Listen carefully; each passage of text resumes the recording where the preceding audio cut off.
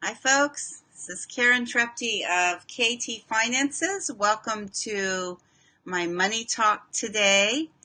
And in the comments, we will put some exciting news because I have a brand new podcast that's out for you folks who really love podcasts rather than videos.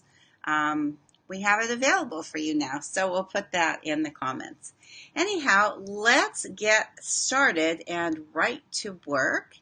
And let's make sure that I can access these. Here we go. Perfect. All right.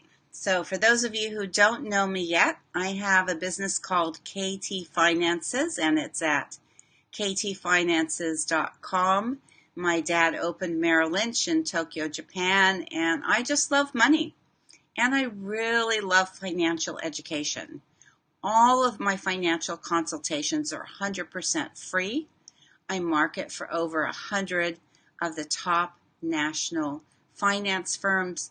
So when you buy long-term investment products through me, the money does not come to me. I just want to make that really clear. It goes to all the big guys, to all the top financial firms like so. In any case, you're welcome to book a free financial consultation, but in the meantime, I just want to give you some value and say hi to you and let you have some more information. So here we go. All right. So today's topic is pay yourself first. And you've probably heard this many, many times, but how many of you are actually doing it? So every time, now what does pay yourself first mean? It means that every time money comes into you, you should be setting aside a certain percentage of it for you, for yourself. The number one, right? You. Yes, you have to take care of yourself.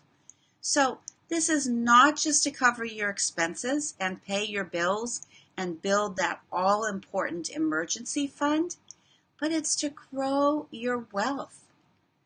I've made a lot of mistakes, and so that's why I'm so passionate about reaching out to help people who are younger than I am. Don't make the same mistakes.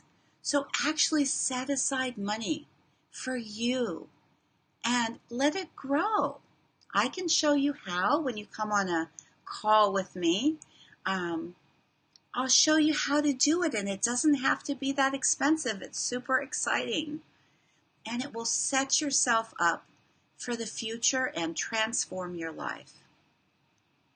So here's the little piggy bank that maybe we did or didn't have as a child, but it's the same concept. You want to have that piggy bank available not only for a rainy day, but also to go way beyond the limits of that piggy bank and expand so that you can do the things that you want to do. Do you want to travel? What do you want to do? Do you want to provide for your children? Do you want them to have a great education? There's all kinds of tips and tricks in this industry, and I know a lot of you think this stuff is boring, but that's why I'm here. To me, it's not boring at all. To me, it's just like super exciting because my clients last year earned 15% on their money. Like, who does that? Now, it was a really great year. It doesn't happen like that every year. So you have to be thinking about the long term. You can't just be thinking about, oh, I made 15% last year and now what happened this year? I made zero. The good part is, and the reason I'm putting zero in instead of a negative is because the products that I sell and share with you, you never lose even one penny of your assets. Very unlike the stock market. So there's never a negative. There are flat periods when everybody else is losing their you know what, but you never lose a penny. I only believe in long-term investment, and I only believe in doing it in a very safe way. And I mentioned that 15% just so you know that doesn't mean you're earning a very safe way like the bank. By the way, some banks went under in the last huge recession. But on the most part, the banks are safe, yes. And what are they giving you? They're giving you maybe not even 1%, they're giving you like 0.1%. So here we go. So in my experience, most entrepreneurs, of which I'm one, they have great instincts. I bet you're an entrepreneur if you're watching this. You have exceptional resolve and you have business vision and you guys are growing your businesses, which is awesome. But have you thought about your own personal wealth and a management plan? Like, are you preparing yourself for the future? Now, so many entrepreneurs come to me and they say, Karen, I don't want to retire. I love what I do. Believe me, guys, I adore what I do. I love helping people with their finances. And I promise you, by the time you're 80 years old, even if you don't quit, you're going to want to slow down even just a tiny bit, right? So it's almost like the cobbler whose kids don't have any shoes. It's like an attorney who doesn't have a will. They're so focused on a business plan that they forget to develop the personal wealth plan.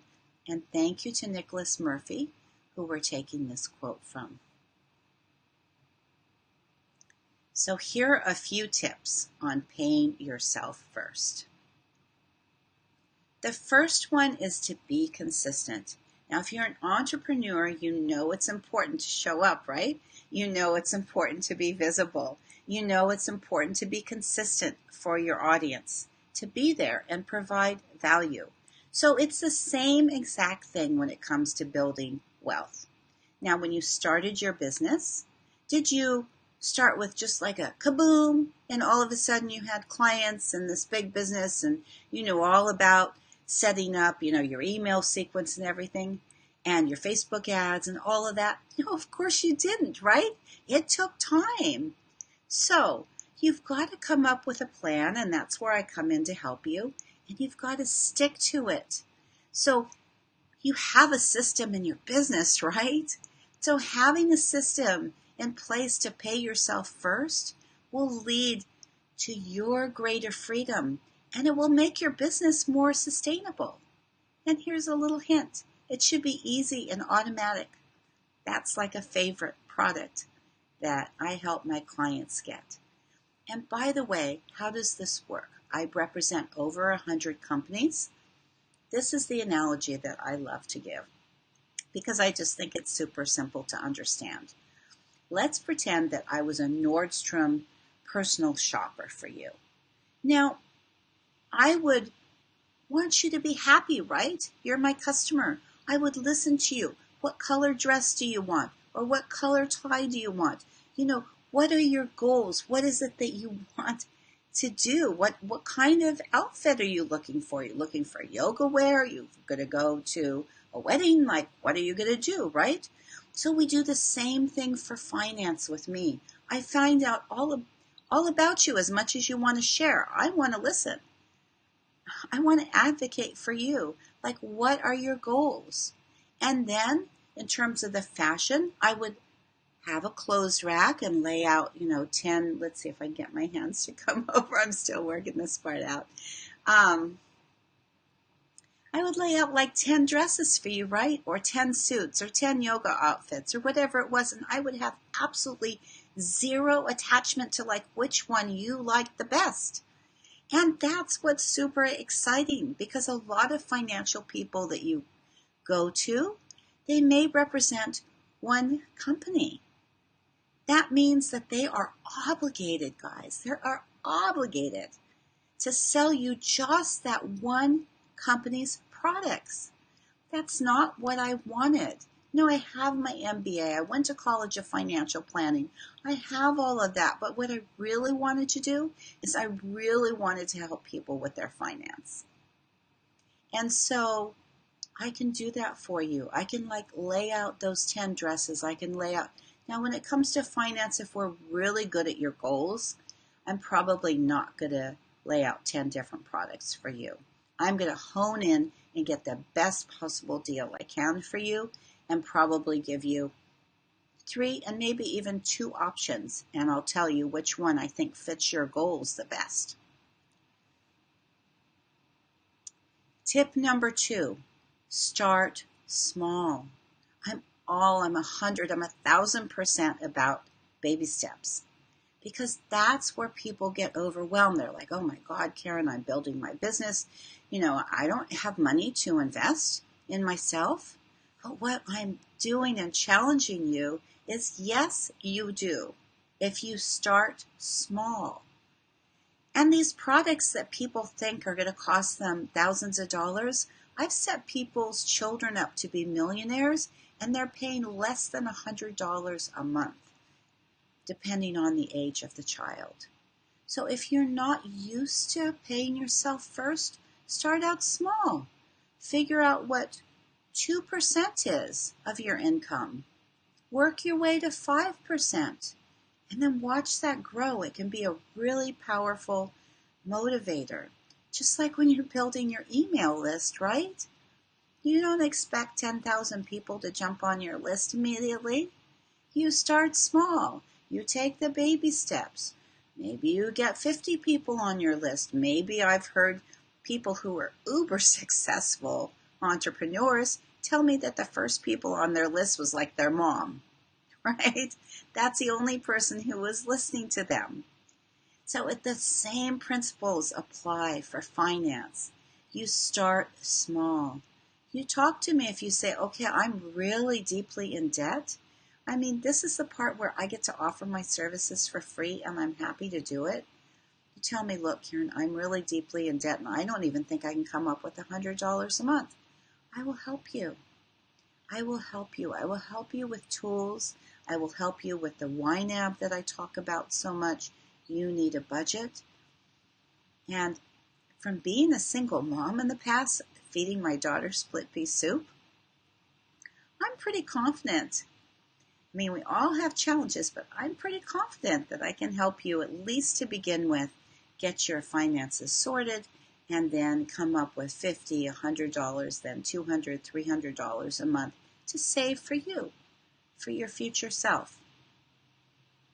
So you can always increase what you're adding to your long-term savings, but at least get started, and at least be consistent and set aside that money. You buy groceries every week, don't you? In fact, that's one of when I've gone through my husband's in construction, so our income has gone up and down like a roller coaster. So, I've eaten a lot of beans and rice. Luckily, I'm much better off these days. But there's always ways. And if you get that habit ingrained in yourself, you'll be so happy. I promise you, you'll be so happy that you did. So whether you're a business owner or not, maybe you're not an entrepreneur, maybe you're working a job, these same principles apply to you. It's really important. So if we're not telling our money where we want it to go, guess what? Like Warren Buffett said, we're just going to often, wonder like, oh, well, where did it all go? In fact, I've done another YouTube on where did all your money go, so check that out too. So if you're not purposeful about it, if you're not intentional, you're never going to have enough left over to truly invest in yourself and your future. So here's what Warren Buffett said. Do not save what is left after spending, but spend what is left after saving. One wise billionaire, very smart man. So, this is an invitation to you. Here is the book session link. If you don't have pen or pencil to write it down, no problem. You can easily find me on all over social media. Just remember KT Finances. Check out my website. Check out my Facebook. Whichever social media outlet you prefer, and book a session with me. I would love to help you and love to talk to you. So you have a beautiful, beautiful weekend, and we'll chat again soon. Okay, bye for now.